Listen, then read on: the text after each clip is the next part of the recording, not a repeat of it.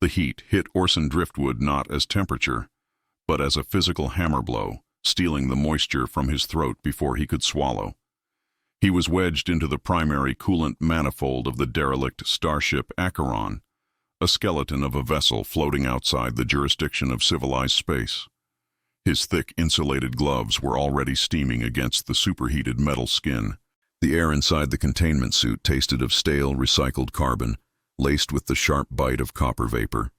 He was 53 years old, and this, he thought, was precisely the kind of low-grade, high-risk work that fate reserved for men who had lost everything but their utility. "Driftwood status?"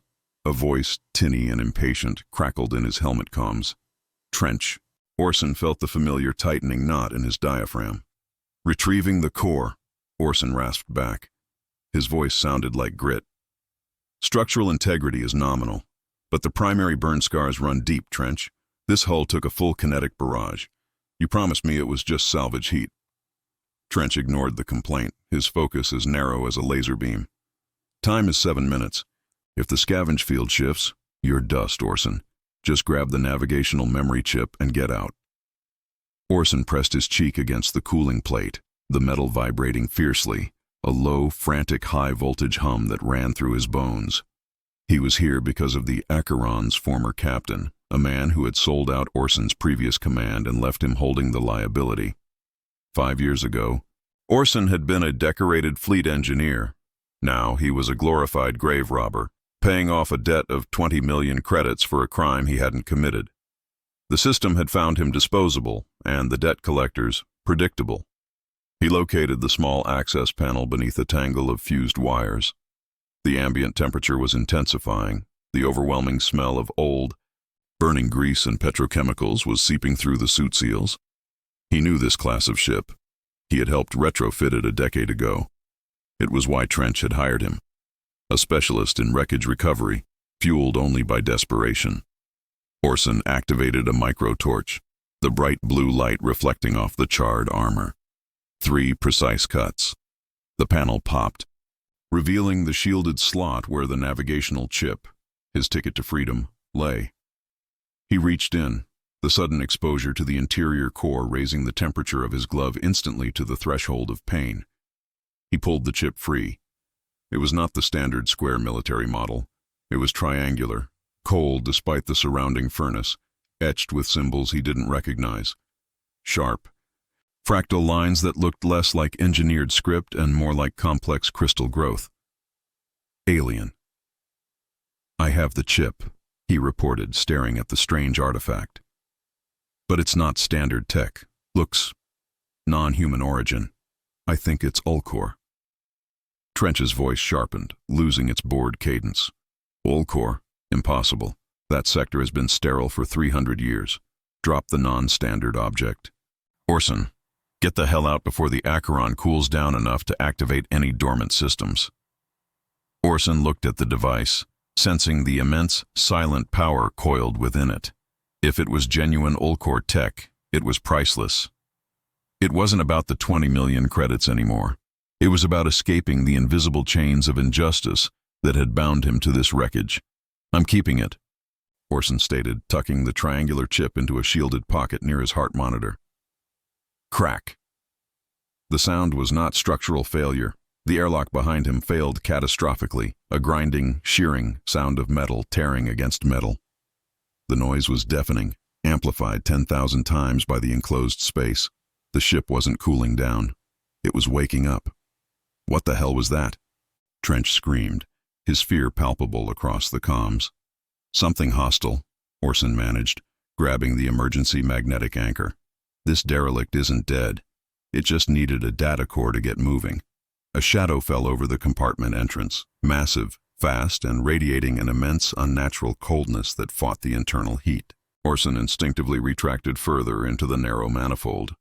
Through the residual haze of the shearing, he saw a shape.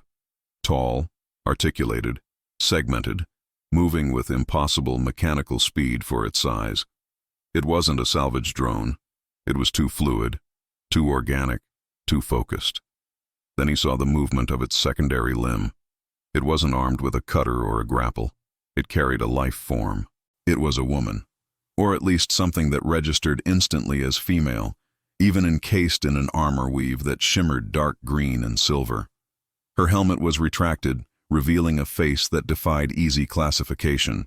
Sharp, high cheekbones, skin the texture of polished granite, eyes that glowed faintly with internal gold light, a mouth set in an expression of contained, icy fury. She was elegant, dangerous, and clearly Ulcor. This was Vela Korn. She was pinned, struggling against the massive, articulated limb holding her. Her silver armor was scored with carbon burns identical to those scarring the Acheron's hull. The huge, segmented figure slammed the armored woman against the metal wall, shaking the entire skeleton ship. The impact was violent and intended to incapacitate. Trench's shouts dissolved into static. Orson muted the comms. He was trapped inches away from a brutal execution, clutching a critical piece of technology he knew nothing about. The segment of the hull where the alien woman was pinned suddenly warped, the metal folding inward under the pressure of the articulated limb. Orson heard the low, guttural shriek of the large attacker. It wasn't looking for the chip, it was looking for the woman. In a final, desperate move that defied self-preservation, Vela Korn lunged, not away from her captor, but toward the open, dangerously hot access panel where Orson hid. She shoved something small and dense, a data slug, smooth and warm, into the opening just above Orson's head. Her eyes, luminous gold in the ship's low emergency lights, locked onto his. It was a clear, silent plea, an impossible delegation of trust. She was entrusting him with something crucial, recognizing the flicker of dignity he still held despite his surroundings. The segment of the ship containing the manifold was tearing loose. Orson felt a jolt of sudden, terrifying zero gravity as the structural frame snapped. The large articulated figure turned its massive head, its primary optical sensor resolving the small hidden human. It had seen him receive the slug. He was no longer a peripheral observer. He looked at the tiny data slug the alien woman had entrusted him with, and then at her face. Fierce, dignified, and seconds away from being crushed. Orson didn't eject. He flipped the magnetic anchor's polarity, propelling himself toward the massive attacker, just as the hull segment blew completely free. He collided with the attacker's carapace, diverting its massive articulated limb for a fraction of a second. The Ulcor woman used the distraction, pushing off hard into the void. Then the final blast wave hit Orson, carrying the sharp scent of pulverized titanium and high-energy exhaust. He was ejected into the cold, silent vacuum, debris spiraling around him. The Ulcor woman and her attacker receding into the widening fracture of the Acheron. He was alive, spinning wildly, his suit reading critical damage. The small, warm data slug was clutched tightly in his hand, a physical covenant. He had just gone from paying off an old injustice to accruing a new one. A debt measured not in credits, but in gravity and the necessity of keeping one defiant, golden-eyed alien alive. The final blast wave had not only propelled Orson into the void, but had also driven shrapnel through the emergency coolant lines in his right leg, replacing the immediate shock of combustion with the insidious agony of the deep vacuum cold. The freezing was precise, starting as 1,000 needles and quickly congealing into a block of useless, screaming tissue. He fought the spin, burning precious reserve gas and bursts of stabilization thrusters that felt weak and distant.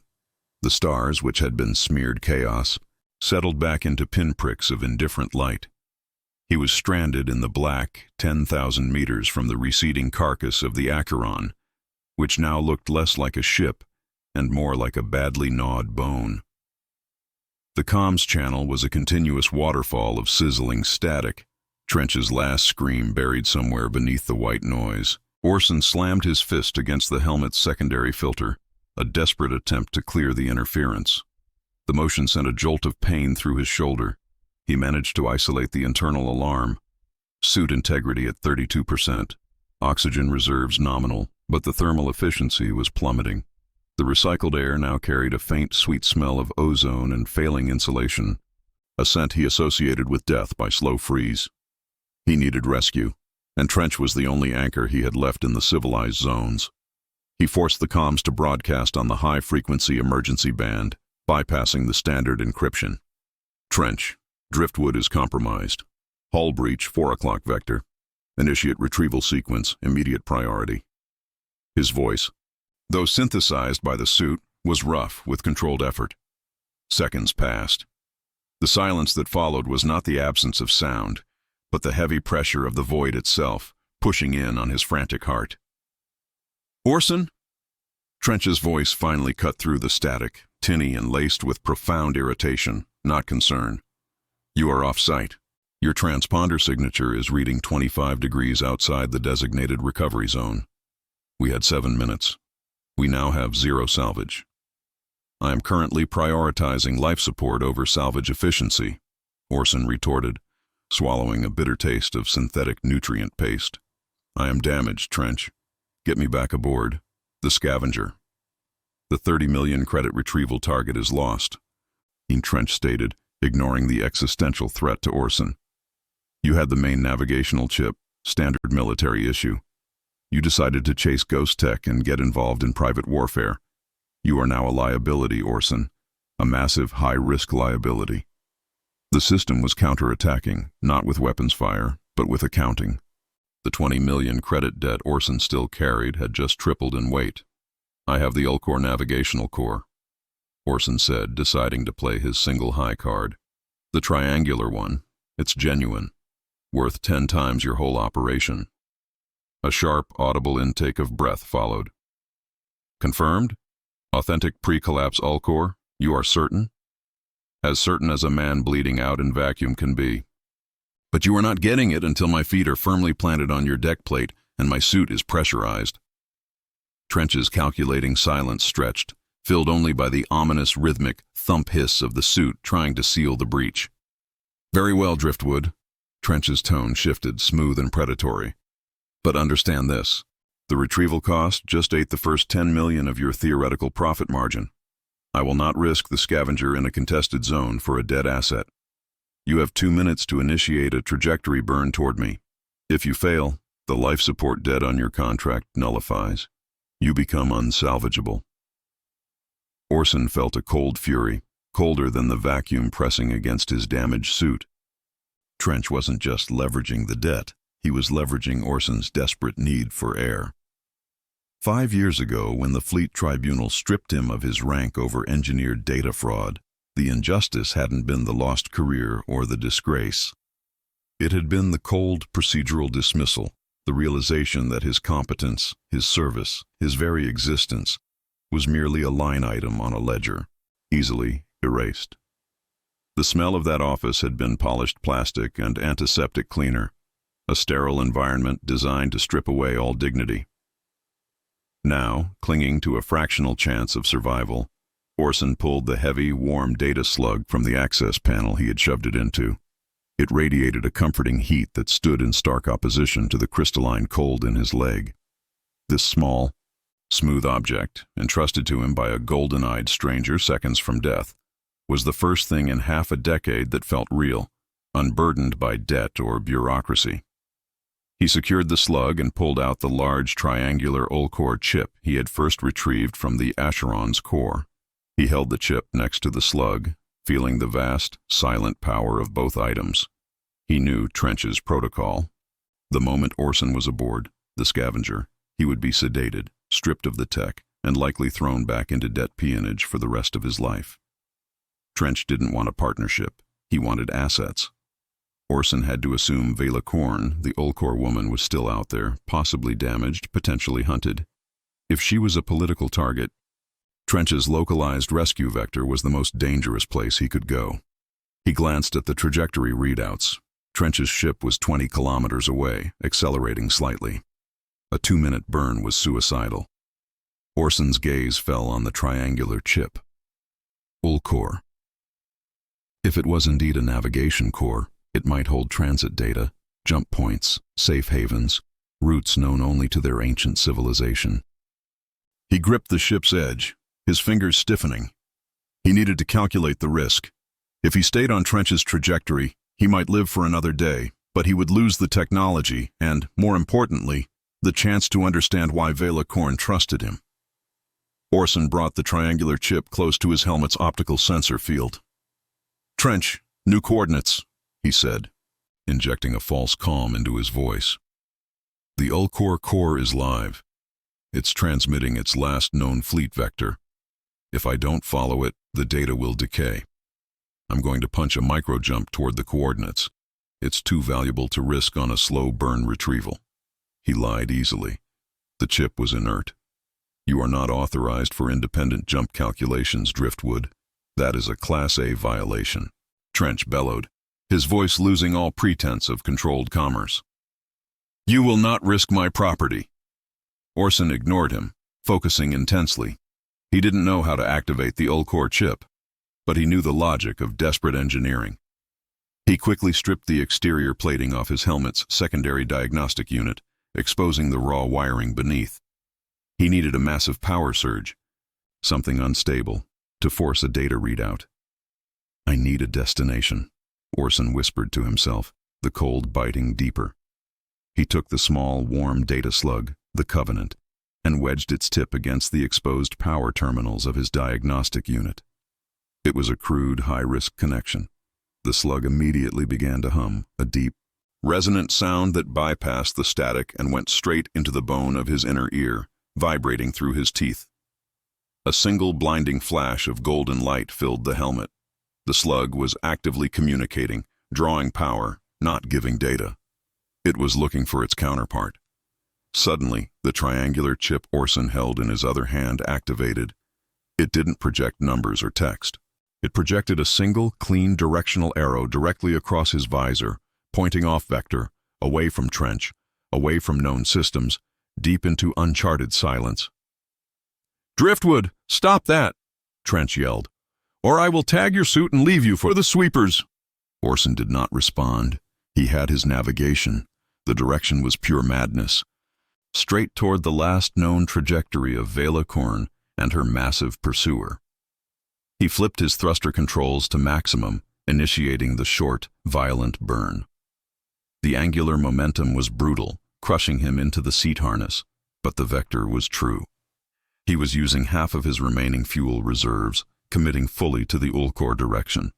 As he accelerated, the triangular chip pulsed once more, and then a small piece of text scrolled rapidly across his vision. Translated from the raw Ulcor data stream by the active slug, it wasn't a destination, it was a warning. "Reroute to safe zone, Sector Beta 7. Initiate primary deactivation sequence immediately. Your core fragment is compromised." Compromised. That was the cold, sterile word. The Ulcor chip he had stolen from the Acheron was not just valuable, it was a ticking countermeasure. And the only way to escape the system that had chased him for 5 years was to risk everything on a chase into the dark, guided by an alien promise and a fear far greater than debt. The glow faded, leaving Orson hurtling toward the unknown, his comms now silent except for the frantic thump-hiss of his failing suit. He was alone, moving, and finally beyond the reach of Trench's accounting. But he knew with chilling certainty that the real debt had just begun. The glow faded, but the resonant hum of the activated data slug did not. It persisted, a low-frequency vibration against Orson's palm that bypassed the suit's filtration and settled directly in his inner architecture, a foreign, unnerving presence. He was hurtling toward Sector Beta 7, the Ulcor coordinates, and the warning that the triangular core he carried was compromised felt less like a threat and more like a simple statement of mechanical fact.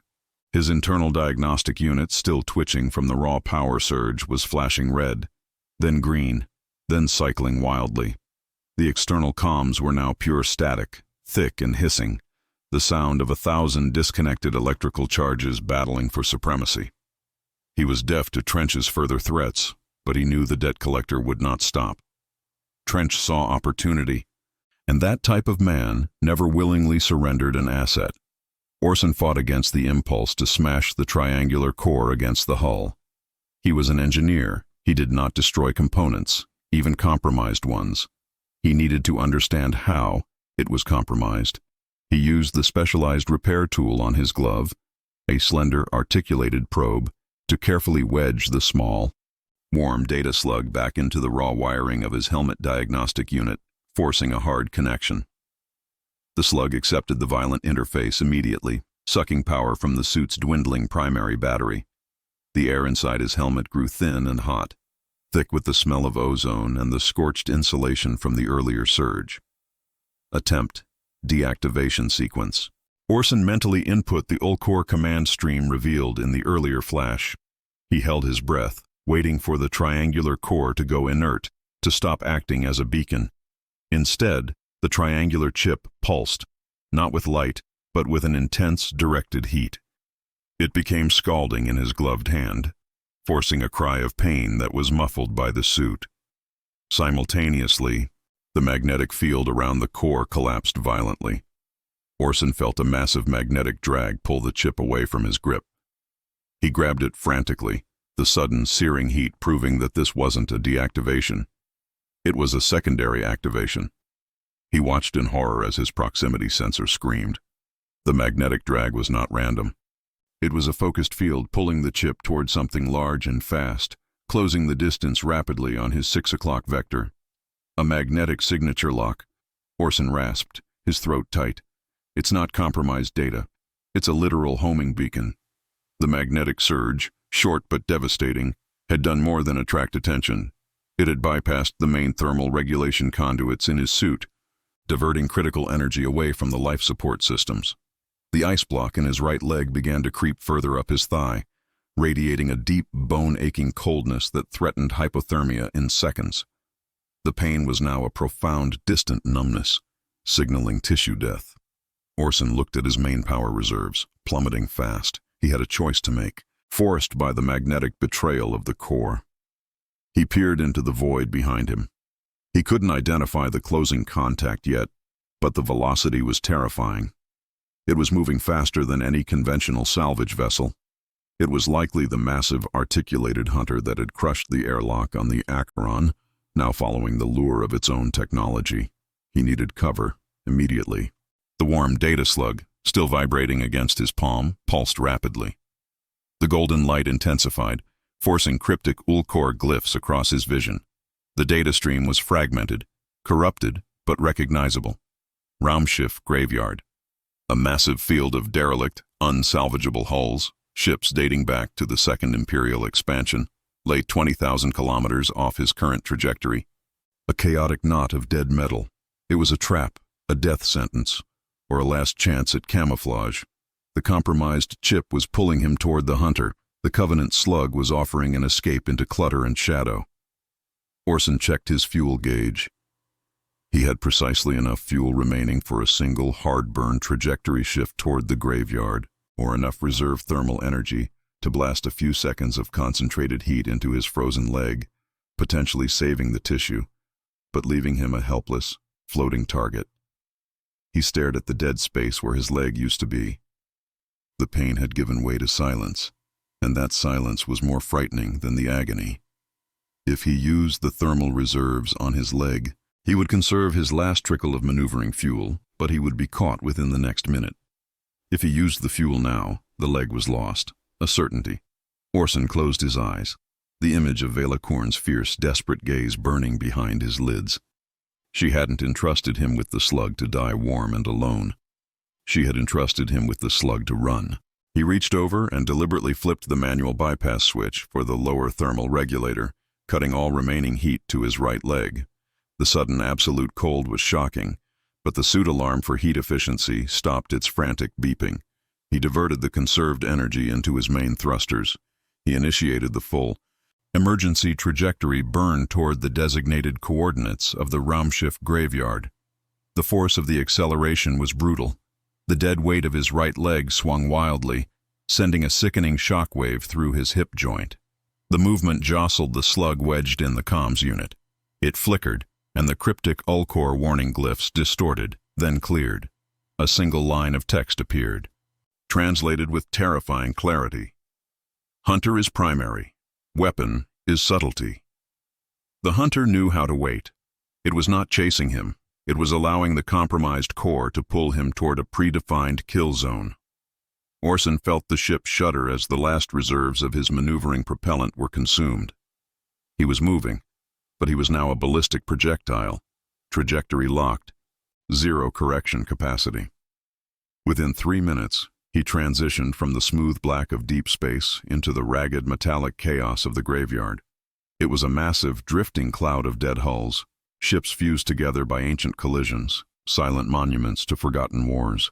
The metal tasted of rust and stale, pressurized gases. Orson cut his main light, relying only on the dim, flickering gold of the data slug's display to navigate the dense metallic fog. He spun slowly, using the residual rotational energy of the hard burn to guide his descent into the maze. He saw the perfect shimmering hull of an ancient dreadnought, its thermal signature negligible, its main thrusters long dead. It was the deepest shadow in the field. He angled his trajectory to impact a specific, jagged breach in the hull, a place where the density of the wreckage would offer maximum cover. He hit the breach with a sickening crunch. Metal screamed against the reinforced composite of his suit. He was trapped, wedged between two collapsing segments of rusted armor plating, completely out of fuel, drifting inertly. He checked his sensors. The high-speed signature was still closing, but now it was masked by the clutter of dead ships. It could be 10 kilometers away or 50 meters. He pressed his back against the cold, gritty hull of the dreadnought, pulling the warm data slug free from the destroyed comms unit. He held it tightly, feeling the residual charge thrumming against his pulse. He was hidden. He was crippled. Then, his eyes, adapted to the pitch black, caught a subtle refraction. It wasn't the hunter he was looking for. Floating 300 meters away, perfectly motionless, was a small, armored escape pod designed for high-stress insertion. Its external lights were off, its thermal signature completely suppressed. It was dark green and silver. It was Velacorn's pod. She was here, alive, waiting. And then a new threat. Orson's sensor grid, which was still receiving intermittent data bursts from the compromised triangular core, suddenly focused on the hull directly above him. The metal groaned, not from the pressure of the wreck, but from a sudden, massive weight settling onto the hull. The massive, articulated shadow from the Acheron was not tracking him using the core's beacon. It had simply been waiting in the graveyard, motionless, relying on the predictable mechanics of desperation to deliver him. A thick metallic claw, easily the size of a light freighter, descended slowly, silently into the jagged breach where Orson was wedged. Its surface was covered in oil-slick black armor, radiating an immense, silent cold. The magnetic drag on the triangular chip in Orson's hand intensified to a painful tug. Orson was pinned, the massive claw less than a meter away, its secondary finer appendages reaching for the golden light of the Ulcor technology. Suddenly the warm data slug in his hand began to broadcast, not data, but sound, a high-pitched, resonant frequency that cut through the silent vacuum. It was a burst of pure, focused Ulcor defiance, meant to draw attention, meant to distract. The massive claw hesitated, shifting its focus from Orson to the distant, vulnerable escape pod. In that fleeting second of misdirection, Orson realized the full, terrifying weight of Velacorn's trust. She hadn't just given him information. She had given him a tool to trade his life for hers, and she was signaling her readiness to accept that trade. He was trapped, he was crippled, and he had just been illuminated, a tiny, defiant target in the dark, caught between the cold accounting of the hunter and the impossible covenant of the alien. The resonant cry of the data slug, sharp and alien, was a needle point of sound in the acoustic void, an act of pure, calculated martyrdom. It was too late for misdirection now. Velacorn had already identified herself. The massive, articulated claw paused its deliberate descent toward Orson, its primary optical sensors, twin voids reflecting the chaos of the Raumschiff graveyard, swiveling 300 meters away, focusing on the tiny escape pod. The moment of hesitation was a grace period measured in fractions of a second, an insult to the hunter's programmed efficiency. Orson, pinned by the surrounding debris and the massive shadow above him, seized the opportunity. He knew the hunter would not remain distracted. The slug's broadcast was a flare, not a shield. He held the two Ulcor artifacts side by side. The small, warm data slug, pulsing with defiant golden light, and the scalding triangular core, which radiated the magnetic draw that was currently holding the hunter's attention. Orson brought the two surfaces into direct physical contact, forcing an interface. The slug, the Covenant, immediately began to draw power from the core, not passively, but violently, like a parasite tapping a main artery. The heat from the triangular core intensified, forcing Orson's gloved fingers to flex against the burn, but he maintained the connection. A deluge of data, raw and unparsed, flooded his optical display. It wasn't the clean, translated text he'd seen before. This was a direct Ulcor sensory feed, fractal patterns, mathematical diagrams, and something horrifyingly intimate, a sequence of triple helix strands overlaid with spectral light readings. The discovery hit Orson like a burst of high-pressure liquid oxygen. The triangular core was not a navigational device, or at least, not only one. It was a biological lock, a personalized gene key. The magnetic pull was not attracting the metal, it was attracting the specific engineered biological marker contained within the core's crystalline structure. It was an identification tag, a piece of Vela Korn herself, designed to be tracked across light years. The hunter wasn't seeking lost technology, it was seeking a specific living asset. And the Ulcor warning, compromised, now held its true meaning. The core wasn't infected with corrupt data. It was broadcasting Vela Korn's unique genetic signature to anyone with the right receiver, acting as a mandatory distress beacon and a leash simultaneously. Orson felt a sudden, profound chill that surpassed the cold in his dead leg. This went beyond debt and salvage. This was high-level political slavery, disguised as technology. He was holding the digital manifestation of Vela Korn's identity, and the hunter was coming to reclaim its property. The hunter's articulated claw twitched, its attention snapping back to Orson. It had dismissed the loud, distant flare of the escape pod in favor of the persistent, more critical magnetic signature right beneath its bulk. The claw began to descend again, slowly, crushing the debris around Orson with effortless force. The smell of crushed ancient rust and stale vacuum gas filled his filtration system. The data slug in his hand, having absorbed the critical information, now glowed fiercely, projecting a final, clear Ulcor glyph: severance. This was the core of the dilemma.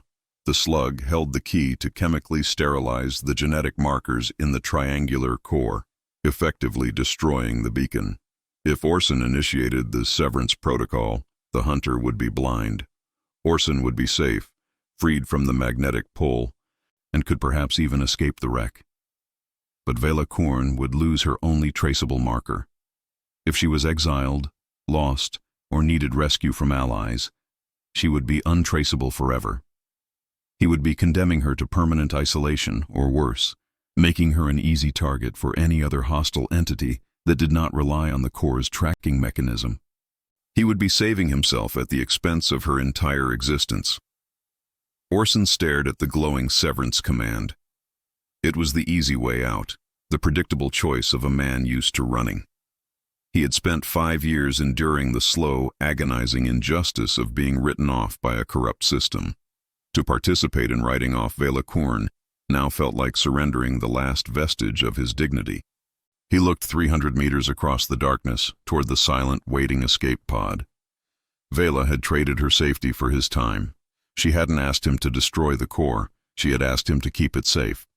The immense claw was inches from his faceplate, radiating a palpable cold, its secondary appendages beginning to unfold, designed for delicate, precise retrieval.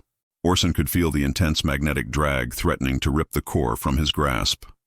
Orson made his decision, not in a surge of heroism, but with the cold, precise logic of an engineer facing an unsolvable problem. If the core was a tracking device, its destruction was a betrayal. Its transfer, however suicidal, was a partnership. He couldn't destroy the beacon, but he could change its location faster than the hunter could react. He focused his remaining energy, ignoring the searing cold now climbing past his knee. He initiated the severance protocol, but only for a millisecond, just enough time to force a massive directed thermal pulse from the slug into the core, overriding the magnetic regulator, effectively switching the core from pull mode to push mode.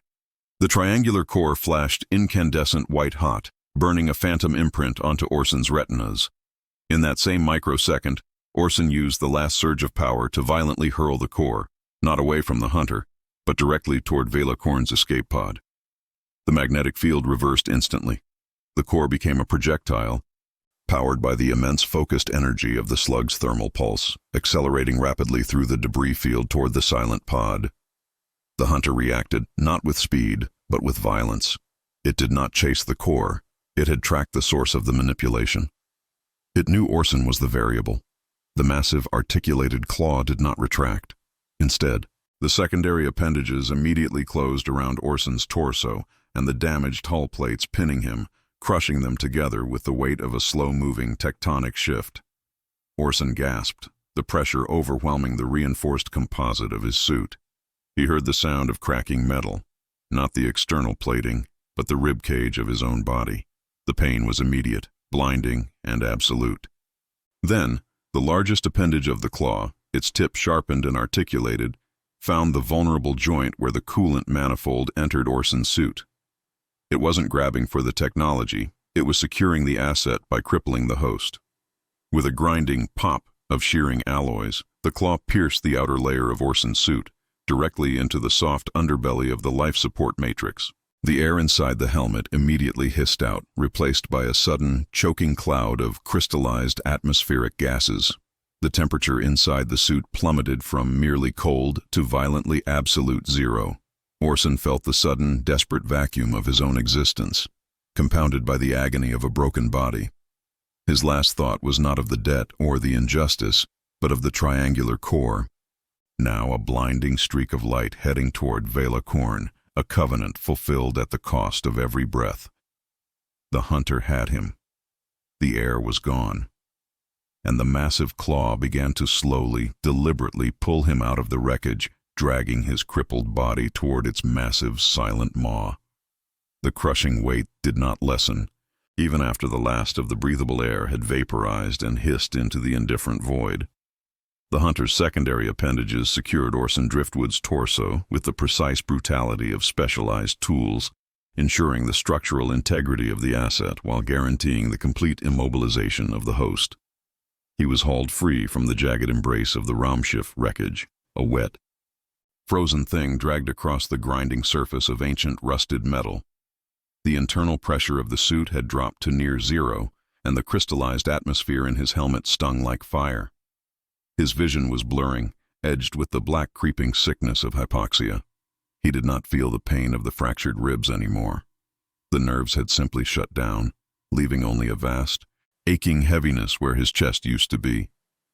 The sensation was less like being crushed and more like being compressed into a solid, unthinking object. The massive, articulated form of the hunter, a silent black monolith of engineered menace, rotated its primary sensor array, dismissing the streak of the magnetic core now accelerating toward Velacorn's pod. The hunter had Orson. It knew the core was merely a locator, and the human carrying it was the one who had disrupted the retrieval sequence. Orson was drawn slowly toward a massive, dark opening in the hunter's carapace, a recessed cavity lined with soft, acoustic dampening material. He was not being destroyed, he was being captured, cataloged, and silenced. The full, cold realization hit him with greater force than the impact that had fractured his suit. He hadn't saved himself.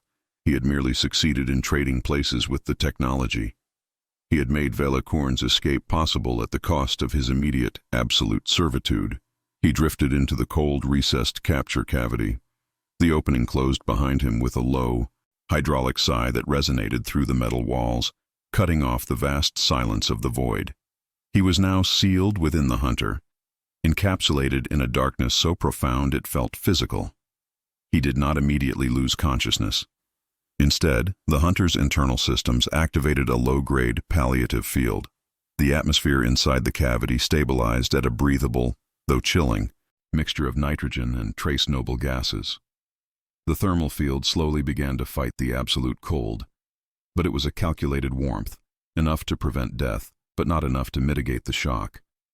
The pain returned, not as a sharp burst, but as a throbbing, relentless background noise, the leaden weight of his broken ribs, the absolute silence of his frozen right leg, the constant, dull ache of his compromised lungs. He was alive, but he was defeated. His defiance had lasted less than 10 minutes and had cost him everything. Orson managed to lift his left hand, the fingers stiff. He still clutched the small, warm data slug, the Covenant, a faint golden pulse in the oppressive dark. The triangular core was gone, a silent marker for Velacorn's next move, but the slug remained, a tiny, warm burden of obligation. He lay there, sinking into the exhaustion that transcended physical fatigue. He had gambled his life on the moral imperative of helping a stranger, and the predictable mechanics of power had immediately corrected the deviation. He had traded a manageable human debt of 20 million credits for an immeasurable existential debt to an alien power. Structural idiocy. He had mocked the Autarch Valessa's court for relying on shoddy components. Yet he, Orson Driftwood, a man who prided himself on precision and calculation, had performed the most structurally unsound maneuver possible, an act of impulsive altruism in a system built on selfishness. He should have taken Trench's deal. He should have accepted the immediate, if brutal, rescue. He would be alive, in debt, but alive and whole. Now he was a captive specimen, broken and helpless. The shame was colder than the vacuum. He was not a hero. He was an idiot. He had risked everything for a momentary surge of purpose, a selfish need to prove that 5 years of being debased had not utterly destroyed the capable man beneath the grease and debt. He had failed the ultimate engineering test, self-preservation. A low, persistent humming began to vibrate through the cavity floor beneath him, the sound of massive, high-powered engines cycling to full capacity. The hunter was moving, not drifting, but accelerating sharply, initiating a deep space trajectory. Orson had bought Velacorn time, perhaps, but the hunter was now taking him and the remaining technology straight into the belly of the beast. He tried to push himself up, but the movement sent a fresh wave of blinding agony through his ribs. He fell back onto the hard, cold surface, his breath ragged and shallow. What now?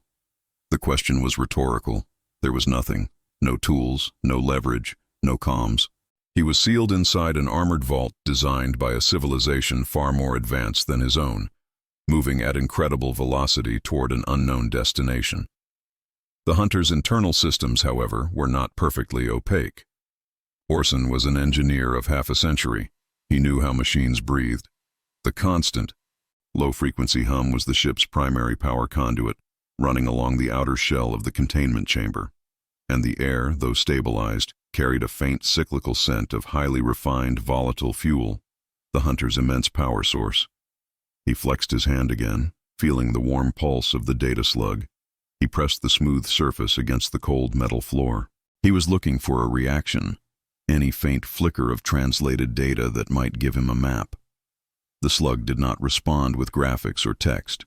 Instead, the faint golden light intensified slightly, and the internal systems of the hunter responded by slightly lowering the intensity of the localized thermal field around Orson's right hand. Curiosity. The hunter was monitoring him, allowing him to interact with the slug, curious to see what the small, warm component would reveal about the compromised core. It was treating him less like a prisoner and more like an experimental control group. Orson realized the arrogance of his captor. They were so confident in their structural dominance that they did not bother to fully strip him or sedate him. They had secured the primary asset, the core, and secured the liability, him, and now they were observing. If the hunter was observing, it meant the system was active, calculating, and therefore potentially flawed. Orson focused his mind past the pain and the pervasive exhaustion. He needed something tiny, something mechanical, something the hunter's high-level sensors would deem beneath its notice. His suit, though cracked, still had its utility belt. The hunter's secondary appendages had deliberately avoided the belt, seeing the tools as irrelevant to the core mission. Orson reached slowly, agonizingly with his left hand, feeling the rough composite material of the belt. He managed to retrieve the smallest tool he possessed, an antique microtip cleaning stylus, designed for purging dust from high-sensitivity optical sensors. a delicate 6-inch spike of hardened titanium. He held the stylus parallel to the data slug. The slug pulsed, translating the information. The low hum beneath him was the main power conduit. The fine metallic scent was the fuel matrix. The hunter was a machine of relentless efficiency, but efficiency requires predictability. The power had to flow somewhere. Orson pressed the slug harder against the floor. The golden light flared once, and then a faint, barely visible microfracture line appeared on the metal surface directly beneath him. It was a failure point in the cavity floor, likely due to stress during capture. The hunter's immense structure was designed for external stress, not for internal pressure points caused by a tiny, high-density projectile like Orson's broken body. The fracture line ran directly over the main power conduit. He knew what he had to do. The move was suicidal, relying on the infinitesimal chance that the hunter's internal shielding was prioritized for large-scale external threats rather than localized sabotage. He ignored the overwhelming need to simply close his eyes and submit to the dark. He held the stylus and focused his fading strength. He would not allow his dignity to be compressed into a piece of disposable data. Orson pressed the titanium stylus tip against the microfracture line, wedging the point into the compromised metal. Now or never. He used the last surge of energy in his left arm, not to stab, but to wedge and rotate, forcing the tip deeper into the critical junction. A faint, almost inaudible click sounded in the silence. The stylus broke through the superficial layer, entering the thin shielding of the power conduit below. Immediately, the pervasive low hum of the engine changed pitch. It rose sharply, becoming a high, frantic whine. The hunter had noticed the deviation. Orson heard the distinct, sharp sound of internal locking mechanisms clicking into place, the sound of the hunter's defense grid activating. He didn't wait. He used the warm data slug as a battery, forcing a massive, instantaneous thermal spike through the titanium stylus, directing the raw heat straight into the highly volatile power line. The result was not an explosion, but a sudden, violent surge of focused energy back through the stylus. Orson felt a paralyzing electrical shock rip through his entire left arm, rendering it instantly numb. The slug fell from his grasp. His vision went momentarily white, filled with the blinding blue of high-voltage feedback. The protective field around him failed completely. He heard the rising, panicked whine of the hunter's primary systems failing, followed by a terrifying mechanical roar of pure, focused rage from the depths of the structure. He had managed to strike a nerve. He was falling into profound darkness, but the last thing he saw before his vision gave out was the emergency lights flashing rapidly on the curved wall of his prison. Not the calm, calculated gold of the Ulcor, but the furious, chaotic red of human-equivalent critical failure.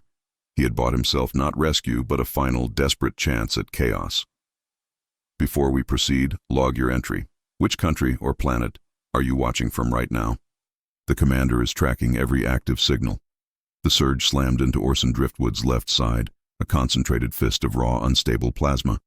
The titanium stylus, vaporized instantaneously, became a conduit for the hunter's own power, which now convulsed violently against its containment. The electrical feedback ripped through the compromised wiring of his suit, bypassing the insulation, and slammed into his nerves. His left arm spasmed once, a rigid, jerking motion, before going utterly dead, dropping the metallic remains of the stylus. He was thrown against the cold metal ceiling of the capture cavity, the impact rattling his teeth and threatening to finish the work the fractured ribs had started. He hit the deck hard, gasping for breath, the meager, chilling air tasting suddenly acrid and metallic. The hunter did not explode. That would have been mercy. Instead, the colossal vessel reacted with the cold, logical fury of an entity suffering a systemic stroke. The high-pitched whine that had signaled the power conduit compromise peaked and then vanished, replaced by a profound, agonizing silence. Every engine, every thruster, every dampening field that had held the hunter in its efficient trajectory went dark simultaneously. The gravity field inside the containment cavity flickered violently, oscillating between 0 G weightlessness and 3 times the normal pull. before settling into a sickening, slow tumble that indicated the entire vessel was now drifting, inert, in the void. The emergency lights, the frantic, aggressive red of critical failure, flickered off, plunging the space into absolute heavy darkness. The only illumination was the faint, pulsing golden glow of the data slug, which had rolled away and settled a foot from his head, its light dimming, exhausted by the drain. Orson lay in the dark, panting shallowly, fighting the paralyzing nausea caused by the erratic shifts in gravity and the pervasive stench of fried wiring and superheated alloys.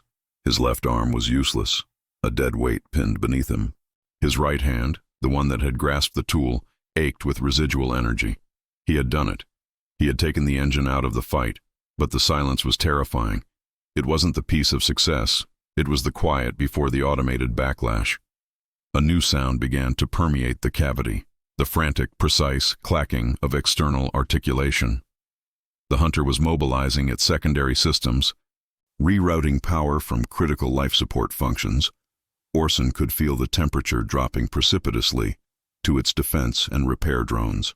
The darkness was sliced by 3 intense white beams of light that originated from small maintenance ports in the ceiling. 3 repair drones, no bigger than human heads but armored and equipped with fine-tipped tools, descended on magnetic tethers. They weren't looking for Orson. They were scanning the floor, tracing the electrical residue of the sabotage. Orson didn't move. He held his breath, the pain in his chest spiking with the effort. He smelled the sharp, sterile ozone signature of the Ulcor repair technology as the drones zipped past his head. They identified the locus of the failure, the microscopic puncture point, and immediately began to seal the fracture with a high-stress polymer that cured instantly, followed by a thick layer of conductive shielding. The hunter was fixing itself, prioritizing structural integrity and power restoration over the capture of its prisoner. Orson watched the precise, cold mechanics of the drones.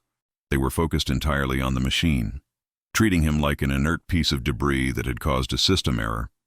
This was his window. The hunter, in its colossal arrogance, had not considered the possibility of active internal sabotage by its immobilized asset. He reached out with his right hand, straining to grab the data slug. His fingers brushed the smooth, warm casing. Just as he closed his grip, one of the drones, having completed its repair cycle, rotated on its tether. Its primary optical sensor, a cold blue lens, fixed on Orson's movement. It paused, calculating. The hunter's system was still offline, relying on localized drone processing. The drone recognized the deviation. The captive was mobile, interacting with unauthorized technology. The drone didn't communicate. It moved. It detached from its tether and zoomed silently toward Orson's face, its fine-tipped tools, designed for precision welding, snapping into sharp, lethal prongs. Orson instinctively rolled to the side, ignoring the blinding flash of agony from his ribs. The drone struck the spot where his head had been, the metallic prongs sinking into the soft acoustic dampening material of the wall. He scrambled backward, dragging his dead left arm, his lungs burning. The drone retracted, adjusting its trajectory, preparing for a second targeted strike. He looked around desperately for a tool, a weapon, anything. Nothing. The cavity was an engineered coffin, except for the drones themselves. The hunter's internal atmosphere was now rapidly venting. The sudden lack of life support, another symptom of the system failure. Orson could hear the faint, sickening whoosh of air being sucked toward the maintenance ports. He had perhaps 90 seconds of breathable pressure left. The drone struck again. Orson managed to catch its armored body with his right hand, the plastic shell slick and cold. The drone fought with surprising torque, the micro prongs whipping dangerously close to his eyes. He didn't try to crush it. He focused, as the engineer he was, on the drone's weakness, its reliance on external power. The Ulcor were too advanced for kinetic batteries. Their drones relied on an inductive power transfer from the hunter's hull. Orson twisted the drone violently, forcing it against the wall where the hunter's repair polymer had just sealed the electrical fracture. The fresh polymer was still soft at the edges. He held the drone against the wall, its tiny thrusters screaming in protest, and activated the thermal sensor on his own wrist monitor, the last functional part of his suit. It was a low-level, self-destruct function, designed to incinerate compromised electronics, not a weapon. He forced the heat through the composite casing of the drone, praying the Ulcor design didn't account for localized thermal overload while simultaneously performing high-stress repairs. Bzzz. The drone seized. The blue light in its optical sensor went dead. Orson released the smoking, inert husk. It clattered to the floor, useless. The remaining 2 drones immediately recognized the loss of the 3rd unit. They stopped their repair routine and turned, their white lights cutting through the darkness, their movements now synchronized. Their mission shifted from maintenance to execution. Orson clutched the data slug tightly, backing against the curved wall of the cavity, the cold metal draining the residual heat from his back. The 2 drones advanced slowly, flanking him, their tools poised. He couldn't fight 2. Not injured, not with the air hissing out of the cavity, not when the hunter's main power was already beginning to cycle back online with a low, threatening rumble. He had 1 piece of leverage left, the fracture point, now partially sealed. The low hum returned, slightly louder this time, less stable, but undeniably building. The hunter was powering up its main drive again. Structural idiocy. The Autarch's weakness was depending on others. The hunter's weakness was its own overwhelming efficiency. Orson grabbed the inert drone he had just killed. Ignoring the 2 active threats, he drove the dead drone's heavy body, not at the active drones, but at the freshly sealed fracture line in the power conduit. Whump. The impact was blunt, but precisely targeted at the weakest point of the hunter's sudden self-repair. The fresh polymer cracked with a sound like dry ice splitting. The hunter's systems reacted instantly. The returning power surge was diverted, not into the thrusters, but into a localized, immediate defensive field around the damaged conduit. The 2 active drones were caught in the field. They weren't vaporized, they were neutralized, their power source scrambled by the unstable surge. They fell silent, dropping onto the deck beside Orson. He had bought time, but at a terrible price. The rapid venting of air was now a full-blown depressurization. The chilling air tasted thin and metallic. He had seconds. Orson pushed himself toward the hatch that had sealed him in. The hydraulic seal was failing due to the power disruption, hissing violently. He used his good arm to pry at the edges of the thick plasteel door, trying to force it open. He managed to pull the door open just enough, about a foot, before the hunter's emergency manual override engaged with a terrifying, groaning sound, fighting his leverage. He had to get out, even if it meant being sucked into the vacuum. He needed to be outside the hunter when its systems finally reset. He jammed the smoking, dead repair drone into the gap, wedging the door open. He squeezed through the narrow aperture, his fractured ribs grinding against the cold metal edge, the pain so immense it registered as pure, clean sound in his head. He tumbled out of the containment cavity and onto the external carapace of the hunter. The sight was overwhelming. He was no longer in the comfortable darkness of his prison. He was on the hull of an inert, monolithic weapon, drifting rapidly away from the wreckage of the Raumschiff and toward the black abyss of deep space. The hunter, a vessel the size of a small moon, was scarred, its magnificent black shell peppered with random flares of short-circuiting lights and trailing thin wisps of superheated vapor. The hunter was crippled, but it was not dead. The colossal structure was now vibrating with the slow, deliberate pulse of its core processing coming back online. He was exposed, stranded, clinging to a metal shell that was about to wake up and discover its saboteur was now on its back. Orson looked out into the void. The vast darkness was broken by a single, agonizing point of light, growing fainter by the second. The location where Velacorn's pod had accelerated. She was gone. She was safe, perhaps. He had held his end of the covenant. He was bleeding internally, gasping for the last vestiges of breathable air, trapped on a deactivated war machine that was seconds away from restoring its full, terrifying might. He pressed the warm data slug against his helmet, seeking guidance. The golden light pulsed faintly, and Orson, battered and broken, finally received a translation, not in text, but in pure geometric coordinates projected onto his visor. A single destination marker, far, far into the hostile territory of the frontier. The slug had not offered him escape. It had merely provided him with the address of his next impossible journey. He looked down the hull. A service hatch, normally sealed tight, had sprung open due to the system shock, exposing a small, unpowered maintenance corridor. It was a temporary refuge. Orson pulled himself toward the opening, his body protesting every inch. He slid inside the narrow tube, the hull vibrating fiercely now as the Hunter initiated its full power sequence. The sound was deafening, a visceral, mechanical bellow of renewed life. He dragged himself 10 feet down the tube, feeling the rush of fresh air, a cold, dense engineered mixture, restoring the pressure, sealing him in. He had survived the collapse. He stopped, pressing his back against the cold, curved wall of the corridor. The Hunter was moving again, accelerating rapidly, its purpose redirected by the momentary failure. Orson Driftwood was no longer a prisoner being transported. He was a stowaway on a machine whose target was now unknown, clutching a small, golden data slug that glowed faintly, a beacon of impossible partnership in the absolute dark. He looked at his dead arm, the stinging acid burn of the ozone still strong in his nostrils, and understood the true currency of his survival. He had traded the stability of slavery for the chaos of a fugitive, and the journey had just begun. The profound bellow of the Hunter's engines stabilized into a deep, sustained thrum, a sound so low it ceased to be heard and began to be felt, a constant vibration rattling the teeth in Orson's head. The maintenance corridor, initially a temporary refuge, had sealed itself with frightening efficiency, locking him into a long, cold pipe of curved alloy running parallel to the core drive.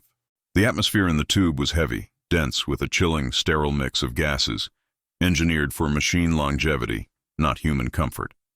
Orson pressed his back hard against the cold metal wall, trying to distribute the weight of his suit and alleviate the grinding pressure on his fractured ribs.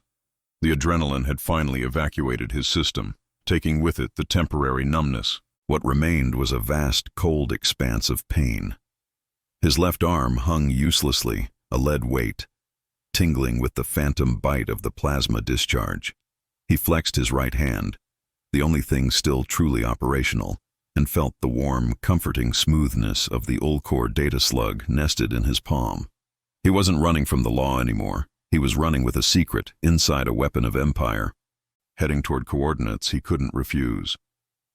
Orson closed his eyes, drawing slow, shallow breaths, rationing the expensive air. He was 53 years old, an old man hiding in the guts of a colossal war machine, and he was alone. The silence that now permeated the Hunter was worse than the chaotic noise of battle. It was the silence of perfected design, a vast, complex mechanism that had recovered from a catastrophic blow without needing to acknowledge the existence of the pest that had caused it. He ran a diagnostic on his suit, projecting the readouts onto his visor. Hull integrity nominal. Life support, functioning, but at 25% efficiency due to the previous power drain. Internal bleeding, stabilized, but severe. He had lost the titanium stylus, the only tool capable of manipulating Ulcor technology. He had traded a valuable piece of equipment for a fraction of a second's worth of disruption. A bad trade, but the only one available. He focused on the data slug again. The coordinates still glowed faintly, a fixed destination marker projected across his vision, pointing far beyond the recognized frontier, into the unmapped silence of the outer void. It was not an escape vector, it was a commitment.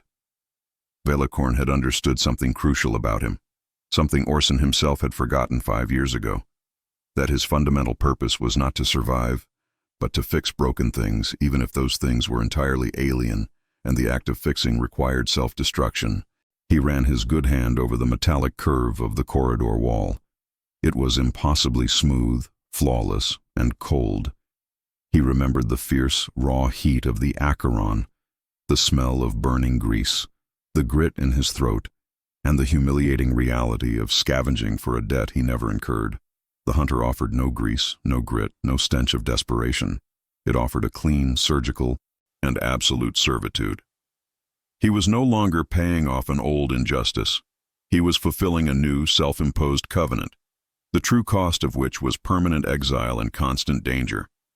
He thought of Vela, not the golden light in her eyes, but the hard, elegant set of her mouth as she shoved the slug into his custody, the sheer cold dignity of her desperation. She had chosen him, the disposable man, to carry the weight of her civilization's survival. The ship shifted slightly, making a microscopic, nauseating adjustment to its trajectory. He was accelerating, an unwilling passenger into unknown territory. The debt was gone. His old life was gone. He was nothing but an index of pain and a beacon of commitment. Orson adjusted his position, wincing as his ribs protested. He closed his fingers tighter around the data slug, the small, smooth warmth a defiant contrast to the encompassing cold of the hunter's hull. He had started this journey wedged in the coolant manifold of a dying vessel, tasting stale, recycled air and copper vapor. Now he was in the service tube of a machine reborn, breathing sterile, thick cold, and the only certainty he possessed was the warmth of that single, impossible partnership. He was no longer a mechanic working for Trench, paying for his failure.